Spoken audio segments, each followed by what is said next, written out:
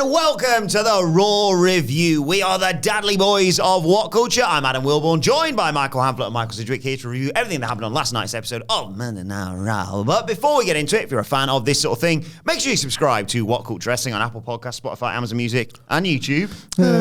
Where we do daily wrestling podcasts where we not only review Raw, but also SmackDown, the show formerly known as NXT 2.0. AEW Dynamite, AEW Collision pay-per-views, premium live events. We have interviews, roundtable discussions, and a roundup of the week complete. That's a bloody good quiz, of course, on Wrestle Culture. As I said, they're joined by Hamflett and Sidgwick to review Raw. What did you make of last night's show? Really strong. I thought this was really, really strong. Not enough rares and tears out the ace. I don't think they are.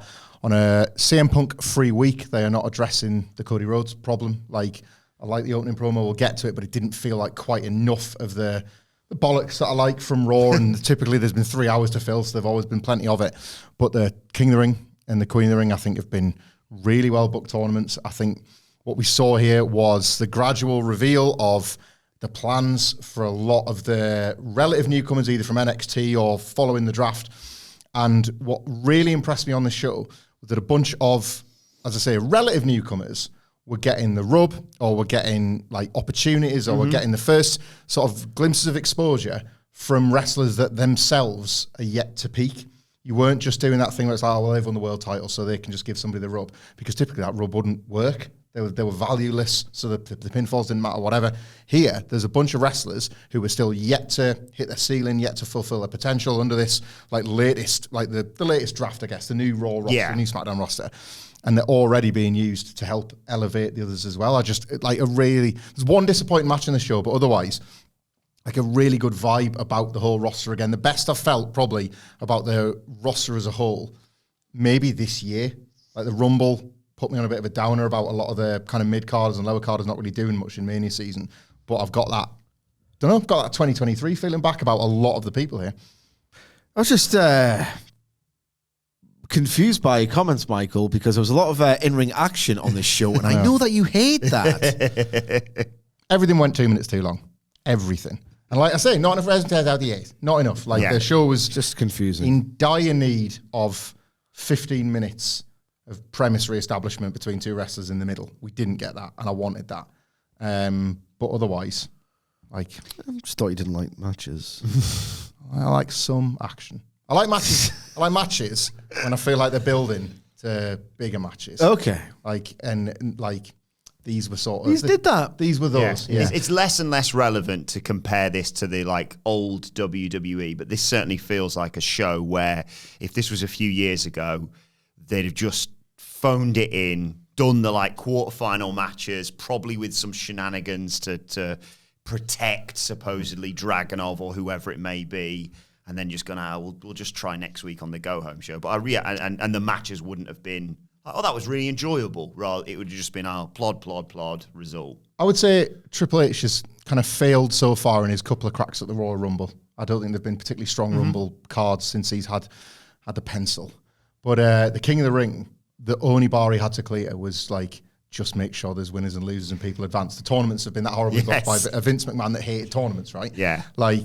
And yet, I think he's done a far better job than that. This wasn't just clearing a low bar. I think this has been a really well-booked tournament, and I think almost everybody is probably going to be in a better position from it. And when you're pinning, there's 16 people on it, there's 15 losers and one winner. Like, to have 15 losers that come out a bit better just through entering the tournament, I think is good booking. I'm a bit Iyo Sky with those crowns. I love the look at them. Crowns are class. They look like, it's so weird because being the king or the queen is not a prize, and yet obviously a few wrestlers have made it work. So you can't just say a blanket, it's a terrible thing. A few wrestlers have got it over. But fundamentally, it's pretty dumb, especially like when they're not, like this year, there's going to be title shots or whatever, but especially when there's no obvious prize.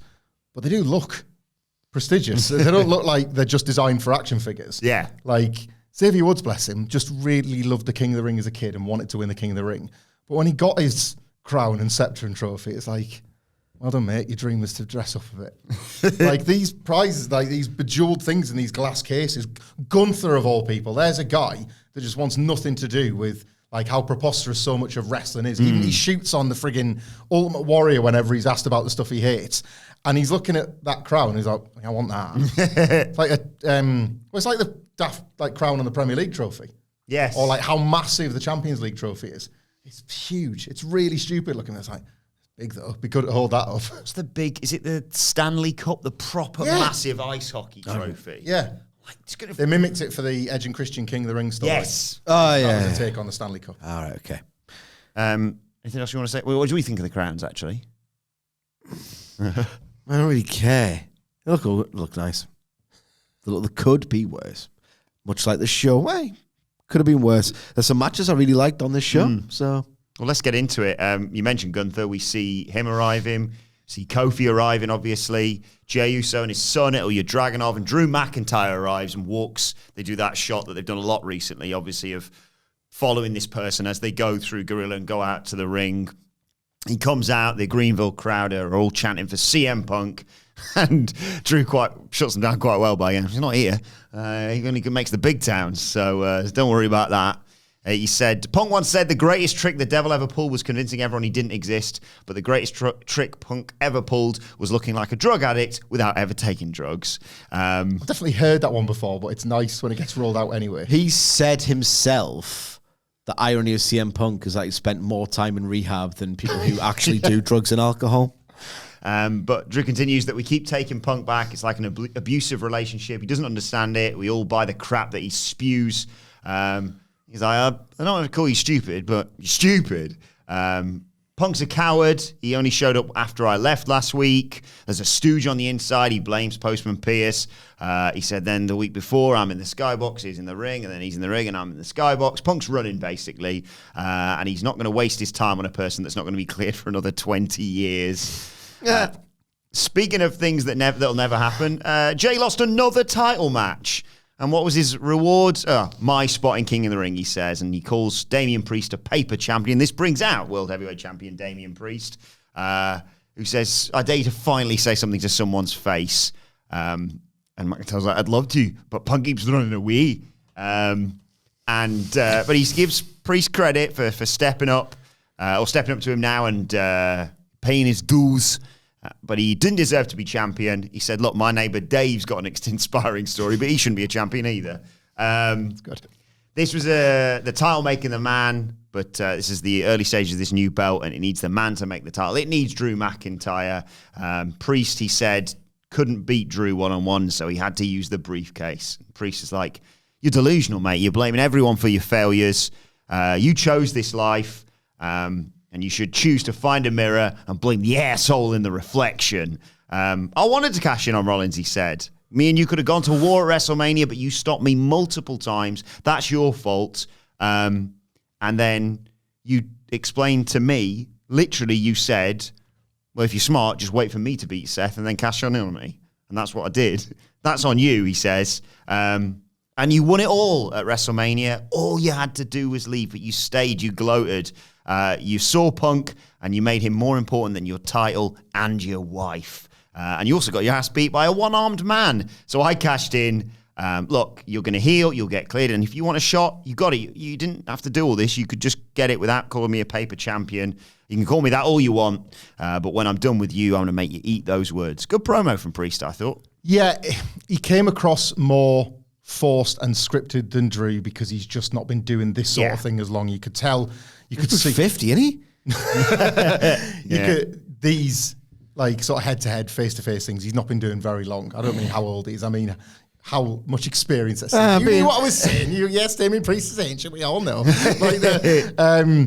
Drew's had years at this, and now he's also got the trust to be able to. Like I think the neighbour Dave is the sort of thing that character at this point can totally get away with. Whereas I don't know, a few months into it on Raw, maybe not. Like at this point, he's earned that credit. He's back to that.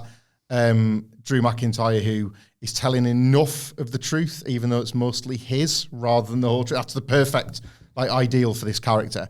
Damian Priest had a good week, and they've not all been good weeks, realistically. Yeah. I think the thing with him and them not yet turning him in the very, very almost too patient breakup of the Judgment Day is that when he's positioned against heels, all of this makes so much more sense as opposed to when he was positioned against Jey Uso. What are you, mate? Can you make your mind up? Because you're going backstage and being a wise ass in the clubhouse, but then you're going out with Jey Uso and being a heel. Like, you're going to have to pick here. So I much prefer him paired off against baby faces.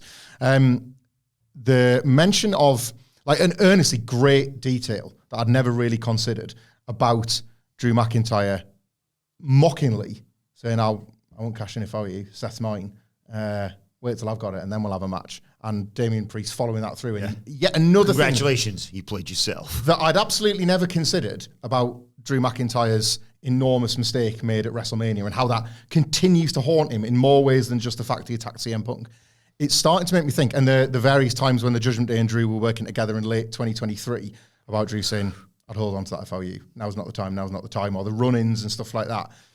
Might they actually have like a show Bible with character profiles and things that, like, you know, these interactions that I keep putting over, all these little details between characters? Have they finally, you know, you always talk about them getting a showrunner, Sige. Yes. And normal TV shows having rules and having books on characters, like, here's what this character will and won't do, and you can't break that rule. You can break that rule if you want to.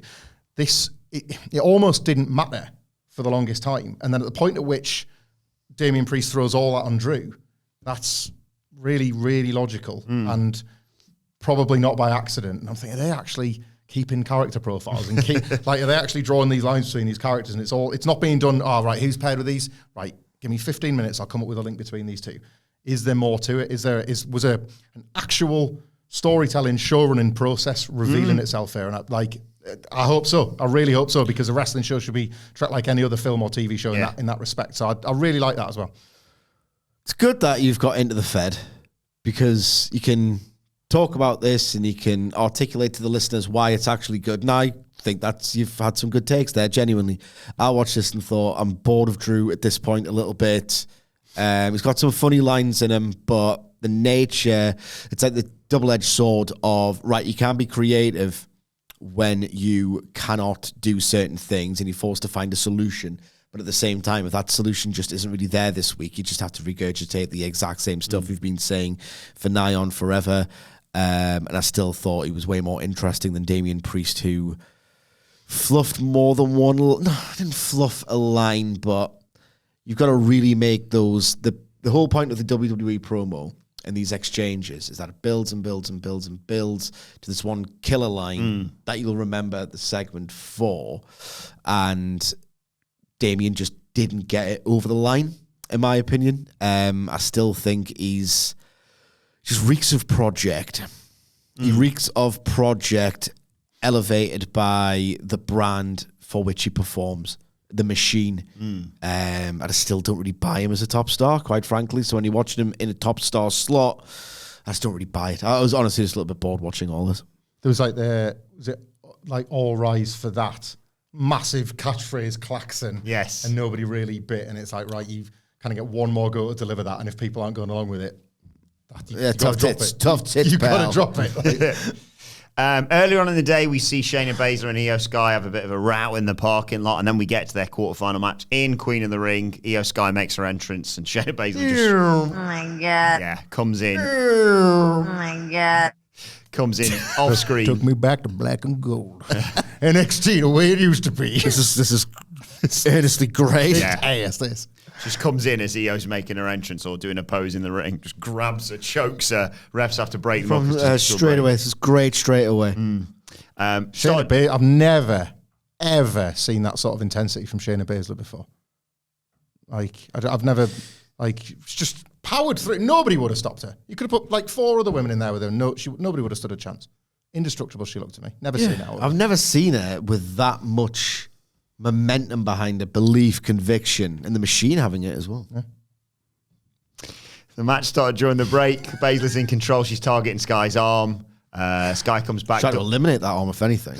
Sky dumps her out. Springboard moonsault takes us to another break. Come back. Sky hits a springboard drop kick. Double knee strike to her back. Gets a 2. Baszler tries to get her knees up on a moonsault, but Sky sees it coming. Kicks Baszler. Tries a cradle, but Baszler just catches her and drags her into a Kirifuda clutch. Oh, dread that. I missed that. Run from that. Yeah. Shayna Baszler. Sky reverts that into a crossface. Baszler fights out. It's a running knee for 2. Goes for another knee strike, but Sky hit a dragon screw, Meteora, and the moonsault for the 1, 2, 3. After the match, she takes the mic and in Japanese implies that she's going to win King of the Ring, basically. Oh my God. It's brilliant, isn't it? Yeah. Oh my God. it was brilliant. This is so unbelievably great. Yeah. I had a fantastic time with it. That springboard moonsault, is it so good? I mean, I know Hangman Page has got an absolute doozy of an Ori Horror in him. That moonsault on Io Shirai's almost Darby Allin's suicide dive level good. Like everyone else should maybe stop doing it. Other than maybe one of your favorite wrestlers. Oh, yeah. Who was it as a finish? Tiffany Stratton. Correct. I just loved how this felt like not just this really lean, competitive, creative match that just, when a match just clicks. It absolutely clicks. That had this energy going to it. It felt like two wrestlers with a distinct style and attitude just in a total duel. Like, I love Iyo Sky's got this incredible ability to appear like just the absolute best, and she goddamn knows it as well. There was like an arrogance in the body language to do the pin. I'm rubbish with pin names. What's it called?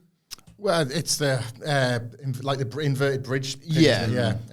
It has got a name. It has got a name anyway. So that just the way she just floats into it, this effortless grace. Is it like the best wrestlers with their body language just elevate the same moves that most of them do? Yeah. Iyo Sky's 1,000,000% got that about her. And then in response, dread from this, run from this. Shayna Baszler doing it in the Cara Food was just like, oh my God. It's like, don't piss about with me, you moron. I'm fucking joking at that. I just thought this was class. I watched this and I'm thinking, bloody hell. This is bloody great, this is. Spoke to my soul a little bit. So the thing is, I'm gonna I think this was the best match on the show, and I'm gonna put over other matches I enjoyed for how successful I thought they were within the context of the King of the Ring and within the context of what the characters have been doing lately. This was not that. This was a match that was great because it was great. Action out the ass. Yes, Iyo Sky was kind of playing a babyface, having to fight from underneath against Shayna Baszler from 2019. We don't really Or see 2020. Even. Well, indeed. What month? Probably February. I have to pick one. We don't really see this Shayna Baszler anymore. And that's what taking a trip down to NXT does for you. That's true, actually, yeah. She was NXT Underground rubbed off on her, obviously. Yeah. And she's starting beat Carmen Petrovic, boom. Straight back into it. This version's back. How? Yeah, I didn't even think of that, yeah. Best show. Glad you chimed in with that. That's probably what More made on this that match later. as good as it was. So what you're saying is, by your logic, the next time we see the club on SmackDown, they're going to be great. It's not a hard and fast rule so much. And you like rules, don't you? It requires wrestlers to work hard and fast. Yes. And the club won't be doing that. This was magic. Love this. Absolutely magic. The Shayna Baszler, we said at the time, put it over at the time, the Shayna Baszler takeover match formula was, I was going to say indestructible, and then I remember takeover Toronto, but virtually indestructible, and we got a little reminder of that here. We go backstage into the clubhouse. Judgment Day are chatting with Carlito. There's no Rhea Ripley, of course. Get well soon to her, but there is JD McDonough and Finn Balor and Damian Priest and, of course, Dominic Mysterio. And, of course, collectively, They're in the Judgment Day. Yeah. Said she wants to die. On the other side. I mean, how long? How long must we sing this song? How long? Anyway, Carlito says... Is that what you say to Tom and Nick Mysterio? You two. And that's it. Carlito says, look, Rhea's out, Dom's injured. Maybe you could use some muscle. We could all benefit. Funny, I was never any good at science at school, but this to me seems like chemistry.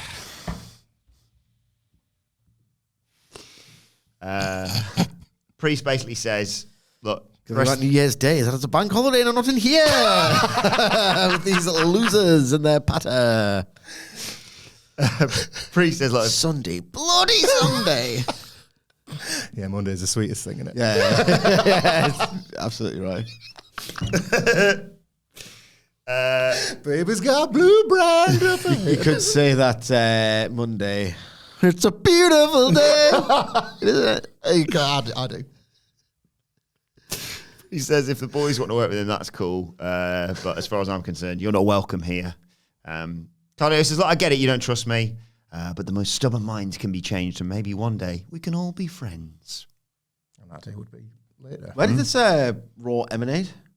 South Greenville, South Carolina. Because that's the kind of thing where back in the Vince regime when the towns weren't glamorous, like literally the streets had no name and they wouldn't say where they were doing Raw from because it wasn't like a big glamorous city.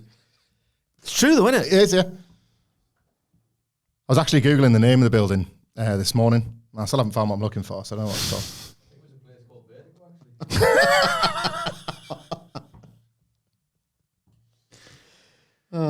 This is good stuff. It's great. This is This good is stuff. far guys. better than an episode of Dark Elevation.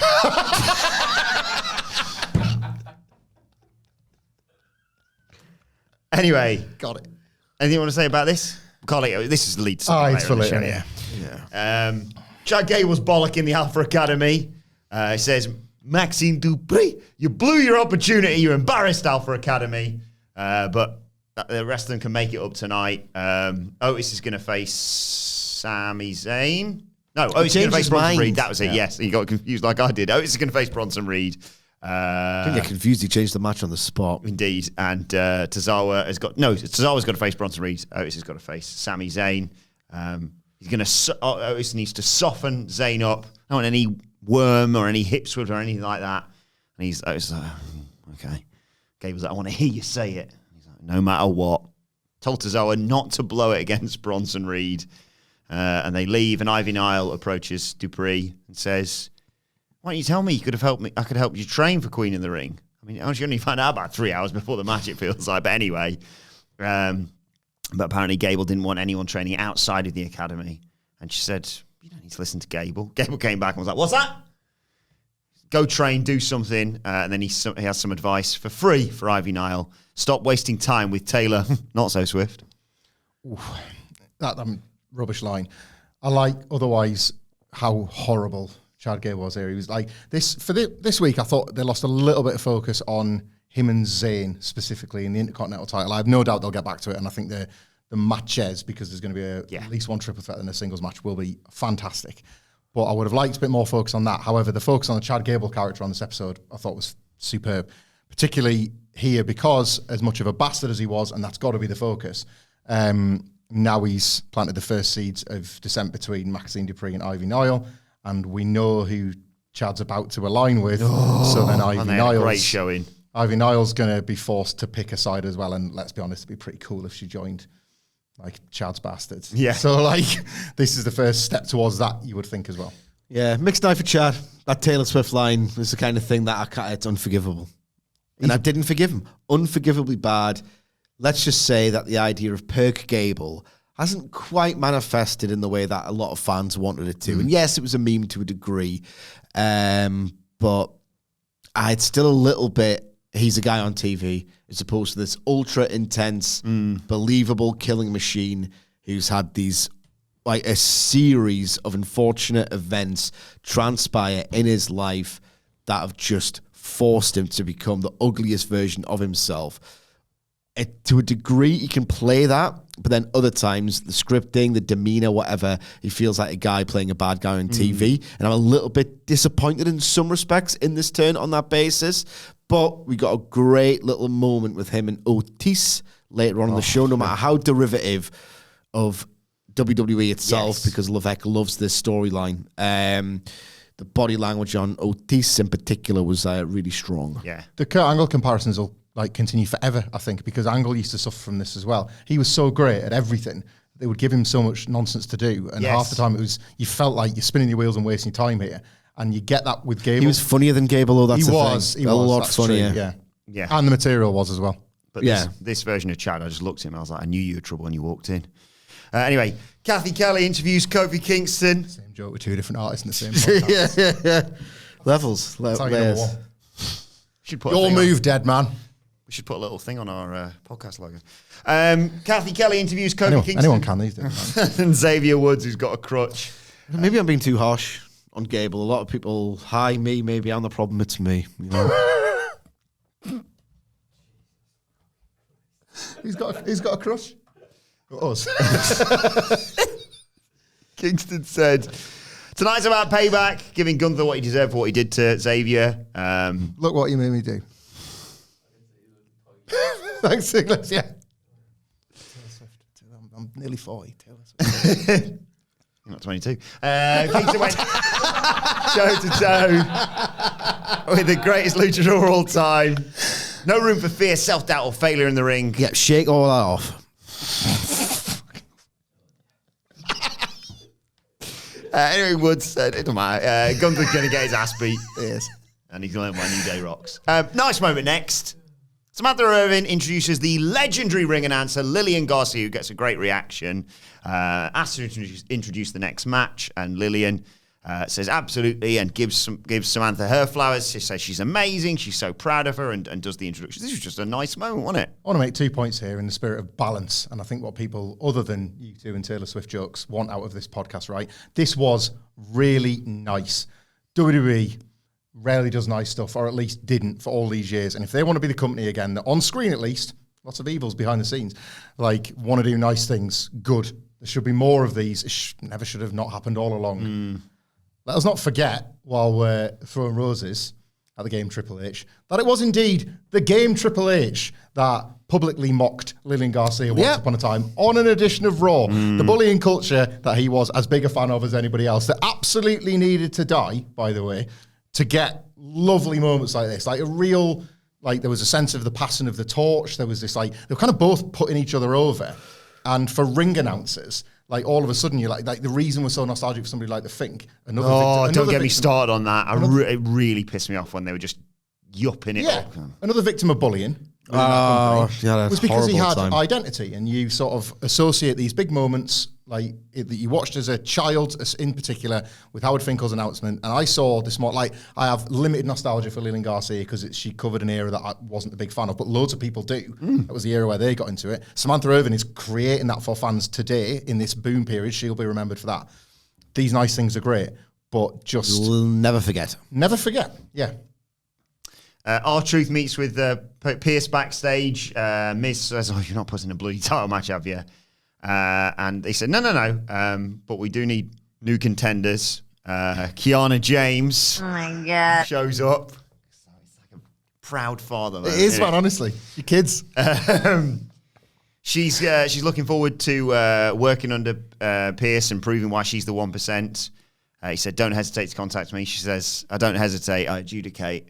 And Truth didn't know what that meant and thought her comment wasn't PG. You didn't know what that meant either, though, did you? No. Went over your head. Yeah. I think adjudicate sounds a little bit like ejaculate. Oh, yeah. So that's why R-Truth didn't think it was PG. To be honest, it's one of those lines of dialogue that took a lot of time to get there. I mean, who wrote that? The Tortured Poets Department? And you taught me, Sidge, that he who hesitates masturbates. Yeah. So, I mean, and rules are rules. So.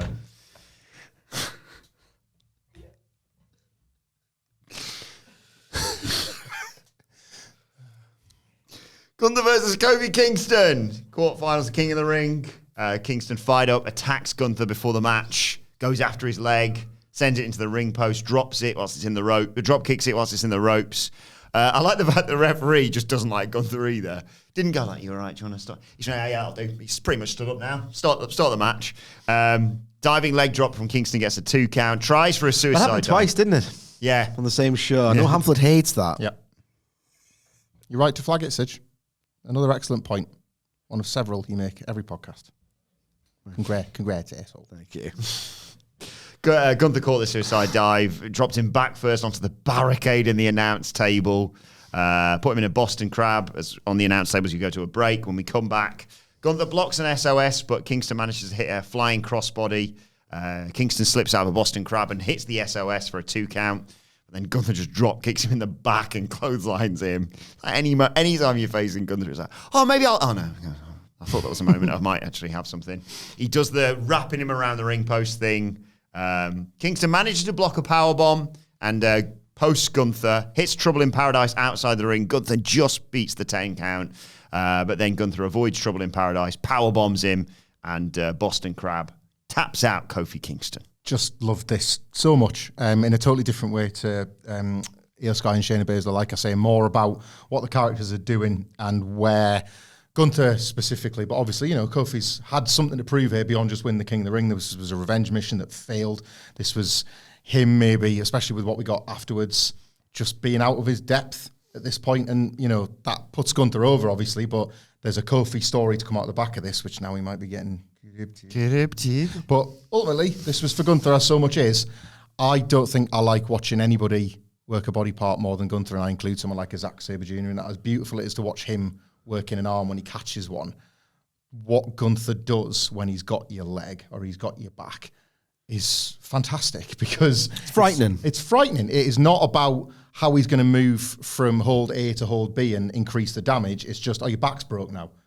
You're down to one leg. That little thing on the games where the limb flashes red. The rest of your body could be blue, but that limb is flashed red. And that was the last thing you needed, because everything he does to you sends your limb to red. Like every single thing he does. So that's the reason how the Boston Crab gets back over. That's the reason why Gunther has 10 ways to beat you, and that's always benefited him. About 5, 6, 7, 8 finishes now, hasn't he? That's why the Ilja Dragunov thing is going to be so amazing, because the stuff he survives is going to rule. He's going to like it, if anything. Indeed. He's probably going to find it, if anything, in his words. Very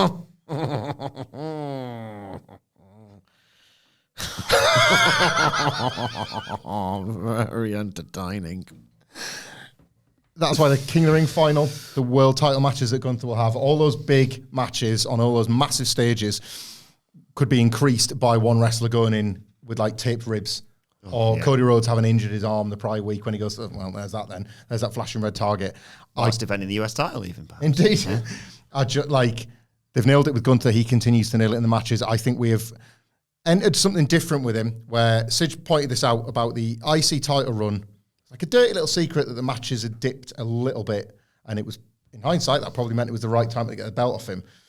That quality has started to rise up again as he goes for the next belt. This is the very definition of failing upwards, and he's working towards that as well. Yeah, absolutely. He's just a masterful professional wrestler. This is a really, really, really strong match. I think it was a little bit lower on it than consensus online. People were raving about this. I didn't quite get that, if I'm being honest, but Gunther's just this wonderful minimalist pro wrestler. He's the pro wrestling equivalent of a guy who can just get a musician who can get given a simple acoustic guitar or a piano, uses like a limited amount of chords or like even keys, say, right, do something great. And it's every single time you'll find patterns within that same like limited set of like tools to use, and it's just always magnificent, almost like timeless, always gorgeous. It's Cool. cool. Gunther in like a proper stip match. We haven't really seen it yet. No, and they've probably not needed to have they as well. Oh, that's the thing. They've been like, it's part of that Levesque patience approach. Yeah. No need yet. Imagine Gunther like in a ladder match, or what he could do in a Hell in a Cell match. It's maybe that's the thing. He doesn't need it. He doesn't need those additional violent accoutrements. It is odd. It is odd that his style is now the unique one. We've gone all the way around. Yeah. Like where what he does is so different to everybody else. You really don't want to become the back to basics, grab a hold critics, because of course everything evolves. Yeah. But I don't think he's not a throwback wrestler or something. No. But he is doing what almost nobody does with the old fashioned stuff. Yeah. There's so many hurdles to clear, isn't it, when you face Gunther? Because it's like it's near impossible to beat him regardless, because just look at him. He's got the targeting of like limbs or whatever down. I think nothing against ZSJ. He's got offense as well, obviously, but it's like it's a different level, and it's like, thank God I've got my leg away from Gunther. Oh, here comes a huge chop or whatever. Yeah. Then he's got 6 finishers, and if you get past all that, Ludwig Kaiser's interfered. Brilliant. Yeah. Lost. Like, he's just unbelievable. Probably shouldn't beat him first in a Survivor Series match, arguably. Anyway, Jackie Redmond interviews Lyra Valkyria. She said she sent a message to Damage Control last week. They better get used to her. Lyra also had Becky Lynch's back, and Lynch is there and says she's great and she wishes her luck for tonight. Lynch leaves. Liv Morgan interrupts. Says, "Oh, you're going to have fun on Raw." Lyra's like, "Thanks very much." Quick question. How long's Becky been such a bitch? And she's like, "Well, you ask her herself." And she's like, "She's behind me, ain't she?" And there's Lynch. And Lynch swings a right hand at Liv Morgan. That goes near her head. The air brushes Liv Morgan and knocks her down by the looks of things. And Lynch says, "I'm not the one who's scared of a face-to-face fight, bitch." Not a good week for Becky Lynch, but I think that's fine. We put her over every week. She had a bad one last week as well. What was last week? Oh yeah, what's the deal with that hat? The chat, that weird chat show, yeah. Yeah, maybe there's a Liv thing to this because they have cursed chemistry, them two. They do have cursed chemistry, Liv Morgan and Becky Lynch, yes. Like their programs have never been particularly good. No. And I think the most interesting thing with Liv Morgan's happening in the background, obviously, because they're trying to set up a match with Rhea Ripley down the line. Obviously, Dominic Mysterio is a big part of this, and as part of which I think she's trying to steal Dominic Mysterio away from Rhea Ripley as part of this. And I think phase one of that plan is that Liv Morgan's going to say to Dom, hold me, thrill me, kiss me, kill me. You two Taylor Swift. You two Taylor Swift. Batman Forever. Go to soundtrack that. Not such a, well, I was going to say not such a great film, but then you swing for me like Becky did for Liv if I said it wasn't a good Batman, wouldn't I? The Riddler. Oh yeah, I formed every basis of my personality around the film, actually, you like, this punch looked horrendous. We can't get away. Subconsciously, we've got the Raw Riddle to look forward to. Indeed. Oh yes, thank you for reminding me. We can't get away from how terrible this punch was, but you pointed out some great symmetry here as well. Last person, Becky Lynch. Persian. All right, Sean Connery. Yes. I'll give you a clue. It's not Malachi Black, but that's the last person that Becky Lynch chinned in a non-match. With almost that same kind of... Yeah. Well, guess what? You got to press the button for this. So I get. It's time to play the game!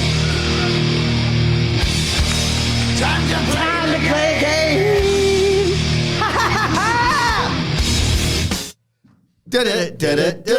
ha! Who's your last person that Becky Lynch chinned, just like she did Liv Morgan? I think it's your boy, Dominic Mysterio. I think of the button for this. Bingo! When he proper took it on the chin. She punched him so hard he grew a mustache. That's right. Good bit of synergy. Show Bible stuff, this is what I mean. I think there was enough to suggest this is not just Put it this fluke way. details at this point. Put it this way, if like Nicholas Jackson did something like this in 2021, I would have ripped my goddamn cock off. And there's a bit later on, wasn't there, where Priest was like, "You right, Dom?" He's like, "Huh?" Yeah, I like these teasers. Yeah. You off that one, Sige, I was telling you about where you could see a tiny corner of the purple bandana in Liv's pocket. Yeah, that's not bad, that. Cross segments, Dominic was wearing it, and then it suddenly disappeared. It's like, they're doing a good job with this. Yeah. Like, I don't want Dominic to leave Rhea Ripley for Liv Morgan. I feel quite invested in that. And It would be very Dom to completely get a worldie completely out of his league in this fiction. Yeah. Get Rhea Ripley, who we went to WrestleMania Live. In the stands, let's just say, people wanted Mammy to be on top. Yes. Was it the same around you? Yep, everywhere. A lot of total, like, where we were sat, there were a lot of people going, "Hey, Mammy, if you're looking for somewhere to sit," that kind of thing was everywhere. It would be very Dom Mysterio to go, "I can do better than that." Yeah. Very Dom. I think like this is played into their hands it started the really night she quite got nicely. injured. Yeah. With the girl that mocked her and she left. Yeah. Oh, you're right. Seriously, I think it's genuinely quite good. Yeah. Speaking of corrupting people, And it's like good that the guys, the Jezebel, for once now. Times are changing. The times they are changing. I wonder if we went... Dylan now. Dylan, that, yeah. The times they are changing. I wonder if we went back and tracked if there was any point in the last year and a half where like Liv Morgan did an Eli Cottonwood and said that she liked mustaches or something. Ooh. And if you find that promo and now that's why Dominic's been growing one, like just as an added detail. You don't have to look right now. I don't care that much. I'm just saying it could be in there. Could be in there. No, The answer, my friends, could be blowing in the wind. Didn't Liv Morgan used to date Tyler Bate? Yep, there you go. Of Mustache Mountain. That's not all. Okay. It's not all coming do together. you want to do the Raw Reel now before I forget? Yes. Okay. So it's time for this week's Raw Riddle. And I do. I just pressed it. Raw Riddle. The more of this there is, the less you see. What is it? spot me daft that as. The more of it. What is it? So the more of this there is, the less that you see. Is it because you cannot look up there at the big guy? The sun. The big guy. That's not bad because if you look at, it's bright. So if you look, that's not bad, yeah. Might be a shout at the sun. Should we confer a little bit more? For alternates, like sand, That's just sand. space. But then you'd see it, wouldn't you? Unless it blew away. More of this Wind? Well, you don't see any of it, man. It's not visible and then invisible. What? I honestly thought you two would have got this one like straight away. More of... We are pretty thick. Yeah. You're pretty clever, you two. Nobody says that enough. More of it there is. The less of it you see. The less you see. What about, because this society's so whack, what about money? Yeah, Raw Reels are comment on capitalism, guys. Yeah. Look after each other. I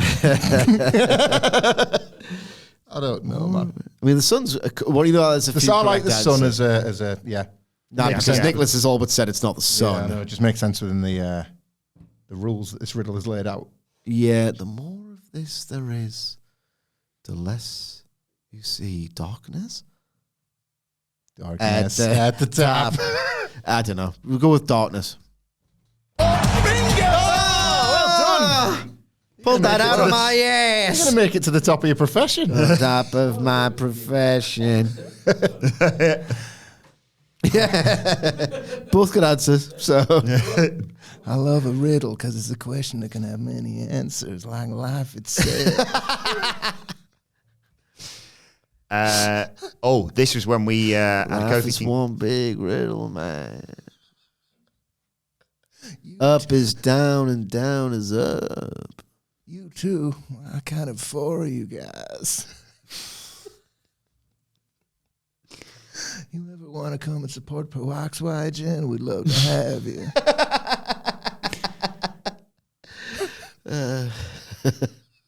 Not a huge fan of the Edge after what he did to Matt. Yeah. Oh, it's absolute comedy. I told y'all it all connects. Laugh. Karrion Kross approaches Kofi Kingston. I like that guy. Says, tough loss, but there's always time to turn things around. Woods appeared and was like, what the hell was that? There's some ice. I'd be looking at Karrion Kross going, where's the evidence for that? Isn't Karrion's whole thing that there's no time and it's doomsday? He just makes up. You just say time things Yeah, a he lot. just clocks up. I'll level with you guys. I haven't really done much catching up on SmackDown for the past year. He's missed nothing with these, man. It's why he's so suited for NXT. What do you think? Time. I got it right. You're very welcome. In you come. So his time is running out. Yeah. News now.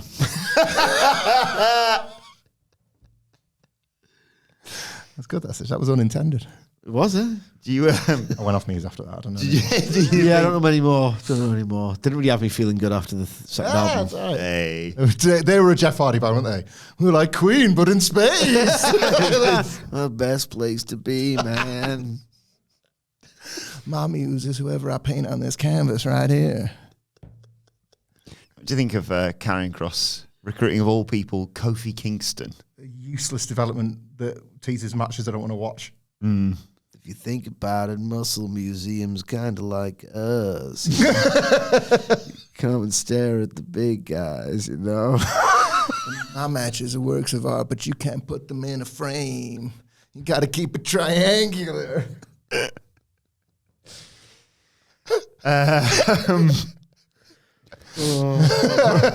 Bronson Reed, Akira Tozawa next. All my works of art are made of tin foil. Shut up, man. Akira got a tiny bit of offense in. Spin kick to the head and a missile drop kick. Gable's loving it at that point. But Tozawa does the shirt thing and he's like, stop pissing about. And he gets Death Valley driven into He was Tsunami. explicitly told not to do that. Yes. So that is not listening to his coach, to be absolutely fair. Chad Gable. Bollocks him back at post-match. Aye, this This is is fine. useless, you know. This was useless and the other one's even more useless. Except it's not useless because a lot of people felt sorry for Otis. Yes. Yeah, I thought it was pretty effective. No, there's a stupid stuff going on later, but we'll get to that. Kathy Kelly tried to Stupid stuff. Kathy Kelly tried to interview Gunther and he was like, no, I'm not interested. Yeah. But Ludwig Kaiser accepts. Is that a thing now, is it? Samantha Irvin does it. Skip. And there was a super cut. There was a super cut, Yeah, like six of them together. And Oh, just skip the entrances? I don't know. You're getting it confused. You skip the adverts. No, skip both of those things. You really watch the entrances all the time? Most of the time, they're great. All lights and music and all sorts. Like, depends how much of a rush I'm in. Like, if I'm on the train, I need to scrub through a little bit. Like, you don't want to go too far because then you might accidentally miss them locking up and doing a drop-down tackle. How's the first 10 seconds of the match going to go? No way, he took the clothesline. He mentioned Dragunov beat Gunther the last time they wrestled, and Gunther's win over Jey was partly thanks to Jimmy, and also Gunther beating Sheamus last week was kind of thanks to you. And he's like, well, wait a second, Gunther's the most successful Intercontinental Champion in history, 666, of course. Sheamus is delusional if he thought he lost to Gunther thanks to him. He's accomplished a lot, and he's never beaten Gunther, and he never will. And if Sheamus has got a problem, Kaiser's got no problem exposing him. So he's getting his head kicked off next week. They were obscuring something else in this. This was obviously, to build that Sheamus Ludwig Kaiser match. Why not? That'll probably be fun. But we've put this over before. When you have over wrestlers in tournaments, you are encouraged to think of permutations and different outcomes, and that's great. Yeah. That's such a fun thing. And when he mentions who Gunther Counterpoint, even better, Samoa Joe beating Jeff Hardy in the first round. What was that one again? Just an AW one. Oh, no. Counterpoint, make the most obvious bracket of all time. That's better, isn't it? Each side. Yeah. Fine. I think then the match between Serpentico and Cthulhu. I think the Lovecraftian horror's got this one. So we've gone to the rankings. It's going to be John Moxley versus Colt Cabana. I'm sorry, guys. Cthulhu. That's really good. Oh, God. Still go like 12 minutes, 50-50. I thought I had him. Serpentico, give him a rub. Could do something with him. I like John Cruz. I like him. But come on. Cthulhu's waiting Ring of Honor by the end of the year. How's this happening? It's the big match on Final Battle. Nobody's going to watch that. Postman Pierce has got an announcement for the tag titles. Sorry, I love the idea of 50-50 in Cthulhu. Yeah. We got God, we got Cthulhu. It's going to be great. You know Cthulhu could face, though, our new favourite AW wrestler? The Beast Mortos. That'd be good. Love him. Anyway, Tyler Bates dragging Pete Dunne, who can't be arsed with all this. They're appreciating the opportunity, and it's clarified that it's a 4-way tonight to determine the next challenges for Awesome Truth. And Revan's like, just a quick question, actually, whilst I've got you. Why wasn't Bron Breakker in King of the Ring? And Pierce says, look, Breaker's got unlimited potential, but everyone on Raw has earned their opportunity to get into the tournament. I didn't want to shove him in the deep end, and Bron Breakker appeared looking like he was going to kill him and said, if they'd been in the deep end with me, I'd have watched them drown and smiled while they did. Should have been in the damn tournament. And then we cut back to commentary, and Pat McAfee barks a lot, which was fun. That was fun. This makes no sense, but I like it anyway, right? The tournament thing, that's nonsense. Like, Lyra Valkyria is one example, but there's loads more. There was no set rules of qualification for getting into this tournament, and Bron Breakker's just kicked ass for 2 years. Why would you not include him in? And he has won matches on the main roster as well. Yeah, he's undefeated on SmackDown, and he's so good, in fact, that Adam Pearce drafted him. Yes. So that doesn't make sense. However, It doesn't, but you kind beat everyone the whole bloody time. No. And to be fair, WWE should be given credit here for beating some people when it was the correct decision. We're going to get to that. They've got like Gunther as the kind of indestructible guy in this tournament, so he couldn't have Braun in as well. That's the real reason. But I like that. I'm interested. If you did every match that made sense when it made sense to do it, you'd leave yourself out in 6 months. You've got to have a little bit of bloody leeway. That's me talking about the Fed here. Yeah, I wish that was a bit Get tighter. your real brain on. I wish that was a little bit tighter, but I am intrigued as to where this goes, and Braun increasingly, his anger becoming so explosive that something preposterous happens. The deep water stuff we know is law, obviously, from all the times we went fishing with Apollo Crews. So if you've been paying attention, it's a very literal thing. There's people down the bottom of that river when they were trying to catch them on those fishing trips. So that was nice. Just a nice callback for the real ones. So yeah, I genuinely really do like this. Why are you keeping Bron Breakker in a lock and key? This is going to be really bad for somebody. Yeah. And that's pretty cool. Then it was the Queen of the Ring quarterfinals again. Lyra Valkyria versus Zoey Stark. They go through an early break. Lyra fights back, hits Stark with a tornado DDT.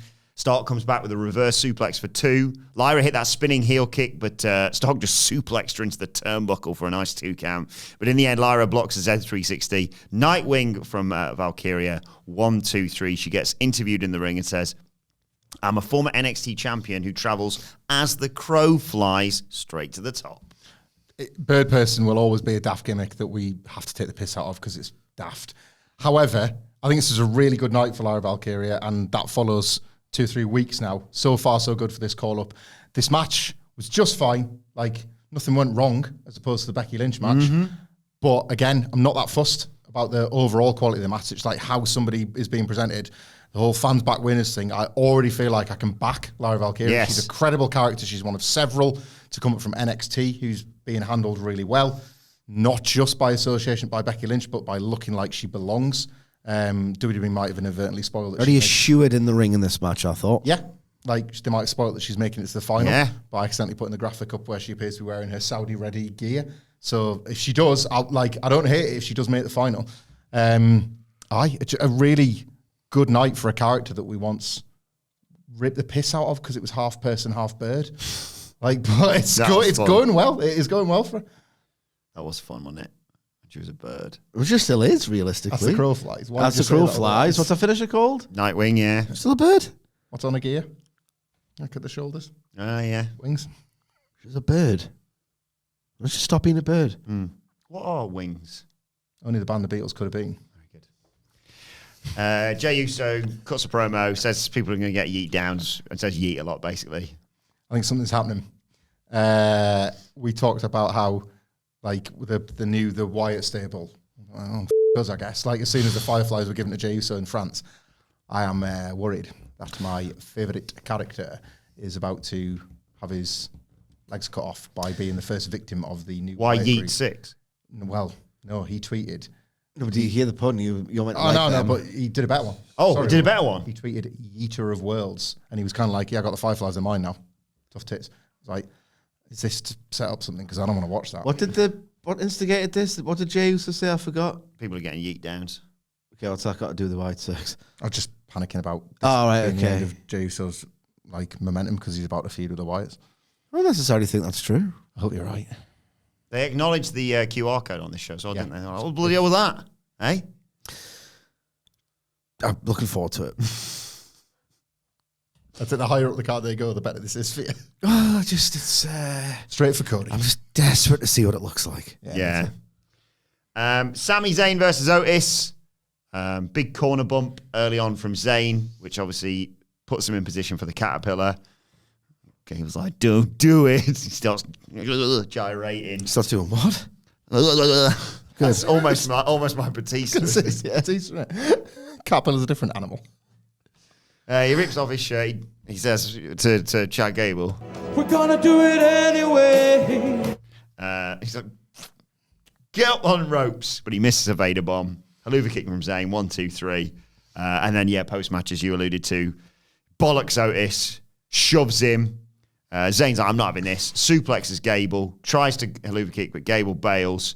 Says, it's all your bloody fault, this Otis. Slaps him. And everyone feels very sorry for Otis. So Otis's body language and facials here were really quite affecting. Yeah. I had no right for me to go, but I did. I made the sitcom noise of, So I did. Is Chad Gable an idiot?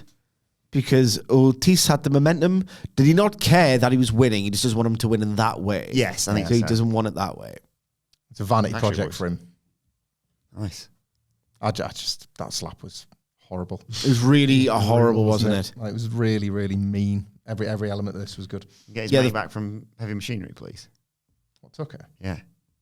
He's still making lemonade, isn't he? Didn't need this business. Didn't need this business.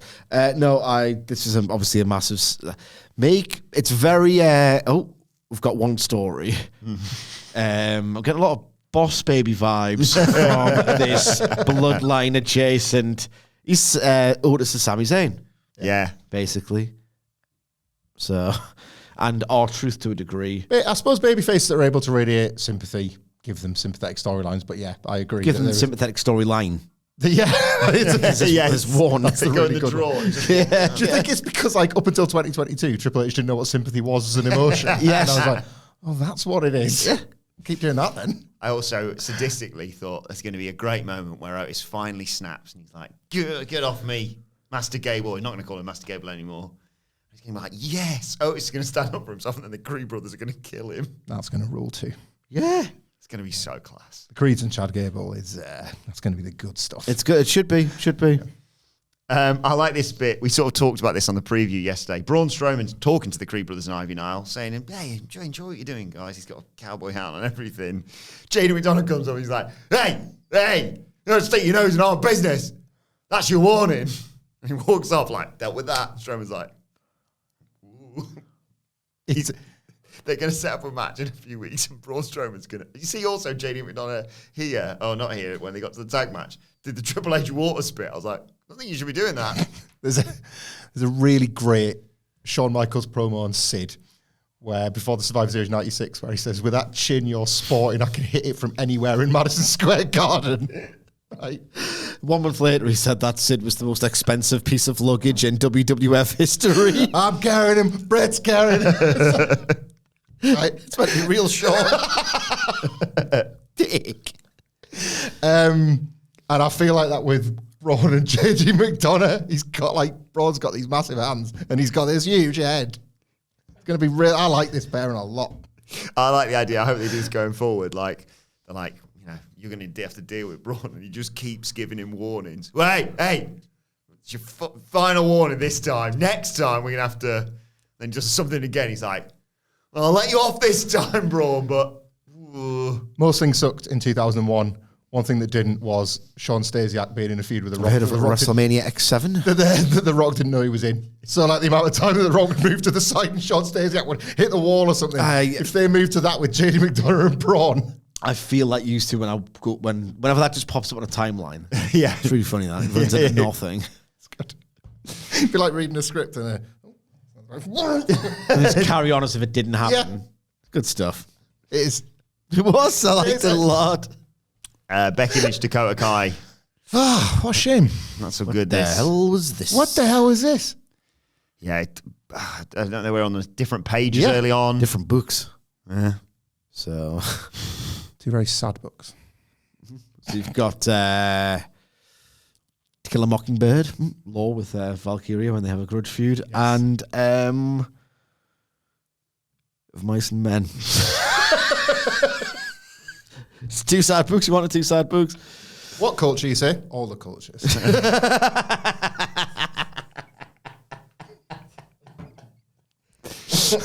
There's big stuff in there. Diving leg drop on Kai as she's draped over the middle rope from Becky Lynch. A superplex. She transitions into an armbar. Kai tries to counter but gets put in a disarmer. Then Sky and Kairi Sane attack her. And Lyra runs down to make the save again. But whilst everyone's not looking, Morgan just posts Becky Lynch. Yesterday I said I don't mind the odd DQ or count out when used correctly. If this match had been as good as they clearly wanted it to be, I would have had no problem with the finish.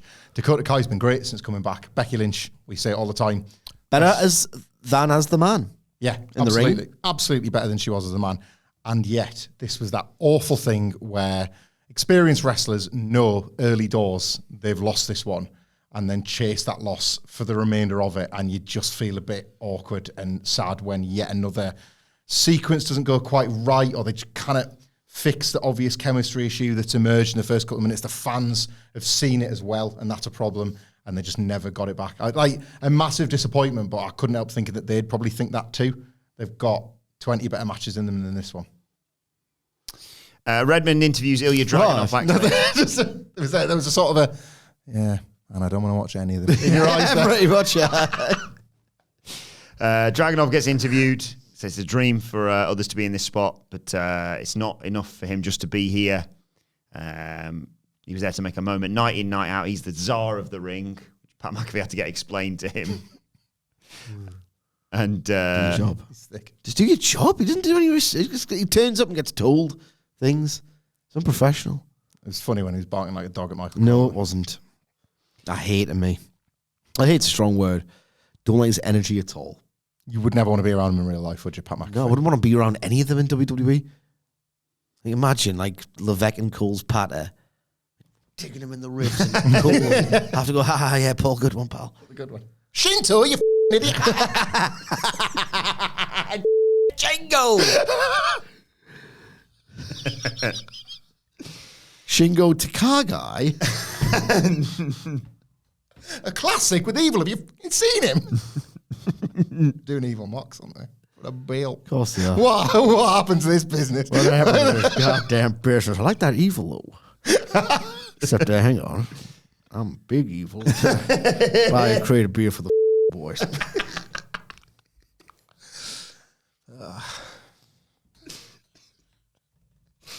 What the hell do you mean you like to ride motorbikes?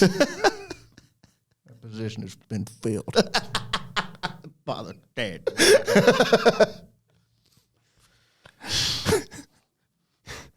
Hey, Tajiri, show him how to work. Austin loved that, didn't he? They did a comedy segment with like Regal and Tajiri, and it's as if he's discovered him as a wrestler. He's been like kicking ass in ECW for years. He'll kick your head off, pal. It's like, I like that Tajiri. Great sense of comic timing. What? You can really work. Tranquilo. Say you don't give a about this business, boy. That man don't let anybody cover his face in green. Don't you forget that. I'll cover your career in green. I'll make you famous. I'll make you famous. I'll make you famous, boy. Hey, Maven, tell him how famous I made you. Hey, how you doing those YouTube numbers, actually? I can seem to do my shocked expressions on the thumbnail, and you seem to be doing far better views than I am. Secret. I like those Maven videos, but he sure speaks a little slower after the Rumble 2002 when he came face to face with the dead man.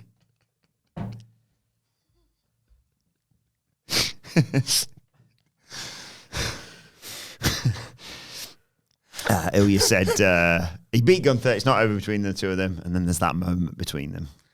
Ilja Dragunov and Will Ospreay, the weekly TV characters I never thought that they could be on like Raw and AEW respectively. Revelations already. Like obviously, like Will Ospreay's like different gravy as a wrestler, but what Ilja offers is something I never in a billion years would have imagined I would have wanted to see on Raw, and yet they're showing you. Here we are. They're showing you the dream match. I've seen the booking and the result of this match criticised. Oh, don't get me started. That's Actually, I will get started because there's not much to say about the match. it's kind of bad faith. Yes. That criticism. No, it really is. That It really really is. is. People trying to manifest the demise of this boom, Yeah. talking out their arse. Absolutely. Like, you made the perfect. We'll get to it. We'll get to it. Yeah. Before that was the What is it, 2003? fatal four-way to determine the number one Too many contenders. small guys in the blue brand locker room for the dead man. Hey, Eddie. Hey, Bob. Get the hell over here. What do we think of that little rapping kid? It's a fatal four-way to the number one contenders. For Rene Dupree, where the hell you from? France? France. What is that, French?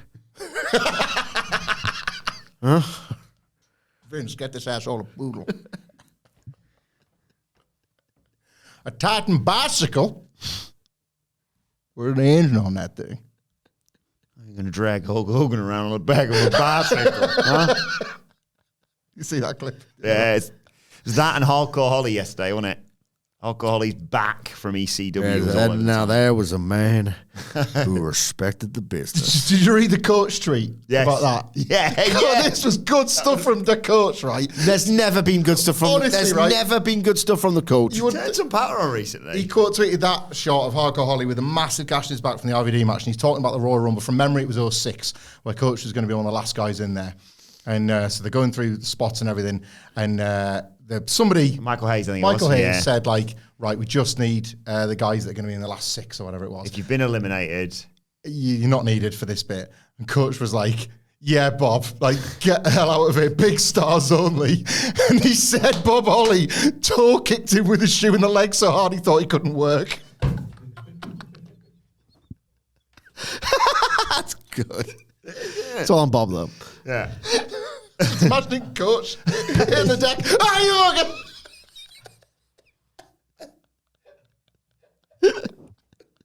And everybody in there just like, get the hell up, Coach. Coach. You little puss.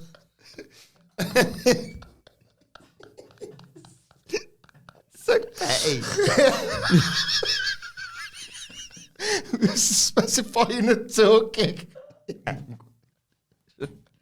Sit down, boy. Get the hell You on want the to be ground. grateful I didn't hit you with the most beautiful drop kick in the business. Get down on the ground. Oh, God. So it was Finn Balor and JD McDonough versus New Catch Republic versus Authors of Pain versus Creed Imagine Brothers. meeting him. Like, there's no way, even like Bob Holly on his best behaviour, job interview Bob Holly, Job Holly, he's still not gonna, like, that's his demeanour, right? Like, and like, you know, meets the creative team. Sparky plug. Yeah. How does that happen? Maybe that's Like, why. Maybe because he didn't like coaches, he preferred cars. He went, "That's that, you bastard." He thought he was kicking the tyres. Was that why he was like so convincing? My friends call me Sparky. I didn't believe it because he's never had a friend. Yeah. Like my enemies call me Mr. Holly. Mr. Plug. AOP battered everyone early on. They send McDonough on to everyone else on the outside to take us to a break. When we come in, Julius Creed comes in. Oh my God. Love him so much. Got Balor and McDonough even. Double Northern Lights suplex. Bollock and I'm trying not to do 2 weeks in a row. Son of a bitch. Catch that one, Sidge. You might. I saw you getting tagged in some tweets about this. Somehow nobody's ever done this before, but Wilborn, when talking about Speed 2, called her Sandra Bollock. Sandra Bullock, yes. I did become all aware of your exploits. NXT preview coming later. Yes. Balor comes back, Sling Blade, running drop kick. Dunn and Bate take out AOP with dives. Julius runs up the ropes and hits Balor with a superplex for 2. You look good. AOP powerbomb Balor and McDonough. They chuck Dunn and Bate out the ring, but then in comes Brutus Creed. Oh my God. Suplexes Akam and takes out Rizard, Dunn, Julius as well, his tag team partner, with that Brutus balls to the outside, where I'm always thinking your voices in. He's going to break his ankle. Oh, he is. He is. I think it was, Tyler Bate got Akam up for a big airplane spin for a nice pop. They hit Balor with the double team suplex. Madonna breaks it up. Bate takes him out with a dive. Dunn goes after McDonough on the table, but he's attacked by Carlito, who hits a backstabber on the table. What a stupid asshole. Which would have sucked for him. I was going to say, let me protect you from the worst of this. What are they thinking? Balor hit Dunn with a coup de grace when they go back in. Judgment Day, the new number 1 contenders. I want at WrestleMania 30 where like Batista and Orton are double teaming. aye. And I was like, I got the perfect thing. I'm going to jump back first on the corner of a monitor. This will end well for Brian. Idiot. It looked horrible. It was great when even Orton was like, I mean, yeah, we got him. Yeah. This is one of the stupidest decisions I've seen in a wrestling program for quite some time. What on earth were they thinking? He would have, if it had broken, he would have backstabbed himself through the table. Yeah. I appreciate that's your move, but like, it's Do another move. do another move, mate. Like, Do another suplex. yeah, it's fine. Maybe. Body slam. Yeah. Like, why am I asked to care about Carlito? I know. I mean, this is ridiculous. Well, only until that young pup Rey Mysterio gets his revenge on him, and Yeah. then you know, Jesus Christ. match was fine. I've seen them all. I like. This is going to sound like more of a dig than I mean it to. There was a dynamite quality to this in terms of the action because it was Dynamite high matches octane. are better than this. They are. This was go, go, go. So that I understood why they put it here because it was like at a totally different pace and tone than everything else on the show. But at the moment, just the stakes felt too low. You I just see got excited every time the Creeds came in. Creeds always Yeah. gets me That's excited. fair. That's fair. But, But I knew they weren't going to win. aye. They're not winning's good, though. Yes, Because because of It will convince them to maybe see the dark side. That can help us out. Cheating heals, so. Sick of being good. Time to be Chad. Wrestling stinks. Ricochet wished Dragunov luck, and then Priest is. This is the bit where he's with Dominic Mysterio. He's like, "Everything all right with you and Rhea?" Dom just doesn't answer. And they come in to Balor, McDonough, and Carlito. Hey, everyone's excited about the win, and Priest says, "That's cool." But he says, "You need to handle your business with Rey Mysterio. I'm not interested in doing business with you if you let us down." Why is the Undertaker in the Judgment Day? He said business. I don't know. I'm back in their locker room and everybody's getting along. And then I go to their clubhouse. purple lights, and I remember when this used to be a business. Used to mean something. Main event time? Main event time. Ah! Jey Uso, Ilja Dragunov, King of the Ring quarterfinal. You went a bit early there.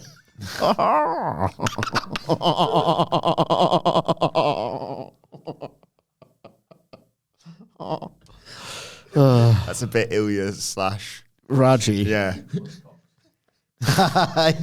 You're dragging off catches the bus.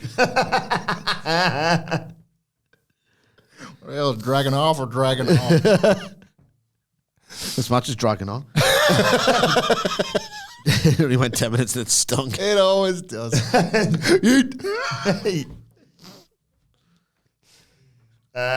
Jey knocks Dragunov off the top. It's a suicide dive into the announce table. Dragunov comes back with a boot, clears the table, tries an H-bomb off the barricade, but Jey moves and then spears him over the table to take us to a break. Come back. Dragunov cuts him off with a boot. German suplexes him. He goes for the third one. Jey blocks it, but Dragunov hits an enziguri and a clothesline for 2. Jey comes back with consecutive super kicks, gets a near fall. Dragunov blocked a spear, running knee, powerbomb, hits the H-bomb, but he's in too much pain, despite how much he bloody loves it to make I it was cover. thinking that. It's like, we should be loving this, man. Yeah.